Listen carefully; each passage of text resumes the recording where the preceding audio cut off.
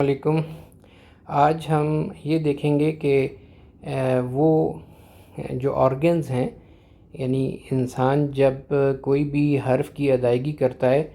تو اس کے یعنی کہ عربی کے حروف کی ادائیگی میں کون کون سے آرگنز ہیں جو کام کر رہے ہوتے ہیں۔ تو ہم ان آرگنز کو، یہ جو آپ کے سامنے ڈائیگرام ہے، اس کو ہم 5 پارٹس میں ڈیوائیڈ کرتے ہیں، اور یہ 5 پارٹس ہم ابھی آپ کے سامنے 1 بائی 1 ایکسپلین بھی کرتے ہیں۔ یہ آپ کے سامنے یہ جو وائٹ پورشن ہے، یہ جو نظر آ رہا ہے، یہ نیزل کیویٹی کا ہے، یعنی یہاں ہیومن کا سائیڈ پوز ہے، اور اس میں یہ اس کی ناک والا پورشن ہے، اور یقیناً یہ بھی کوئی بھی حرف ہم نے جب ادا کرنا ہوتا ہے تو اس میں اس کا بڑا میجر پارٹ ہوتا ہے، اور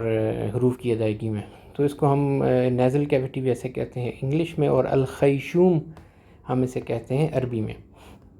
اسی طرح آپ یہ اورل کیویٹی دیکھ رہے ہیں، یہ اورل کیویٹی گرین ایریا، جب انسان کچھ کھاتا ہے تو یہ جگہ آپ اس میں ایک کیویٹی ہوتی ہے جس میں وہ اپنی غذا کو ڈالتا ہے، تو یہ اورل کیویٹی ہے۔ اور اس اورل کیویٹی کا ہی ایک پارٹ اس کا یہ تھروٹ ہے، اور تھروٹ بھی یعنی ایک تو یہ والا جو سب سے آخر میں ہے، یہ فاردسٹ تھروٹ ہے، اور یہ مڈل تھروٹ ہے، اور یہ جو ہے کلوزسٹ تھروٹ ہے، کیونکہ یہ لپس کے سب سے زیادہ کلوزسٹ ہے،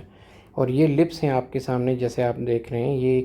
اور اسی طرح یہ جو آپ کو اورنج کلر میں نظر آ رہا ہے، یہ ہیومن ٹنگ ہے، اللسان جس کو کہتے ہیں یا ٹنگ کہتے ہیں۔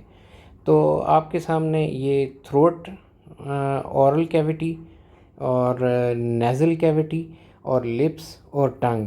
یہ وہ تمام اعضاء ہیں جو بنیادی طور پر مخرج کا کام کرتے ہیں، یعنی ان سب اعضاء میں ایک یا ایک سے زیادہ وہ پوائنٹس ہیں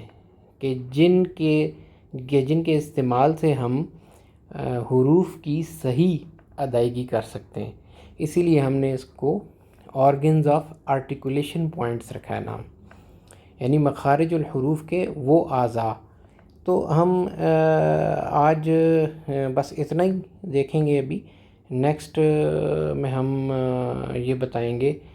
نیکسٹ لیسن میں ہم یہ بتائیں گے کہ یہ آرگنز کے اندر کتنے پوائنٹس ہوتے ہیں اور کہاں کہاں ہوتے ہیں۔